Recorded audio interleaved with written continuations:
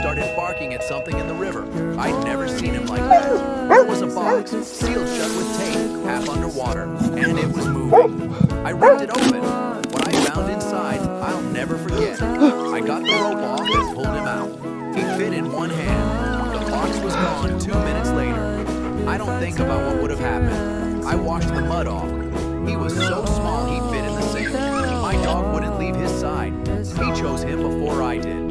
And I wasn't going to argue. Some people throw away what others would die to protect.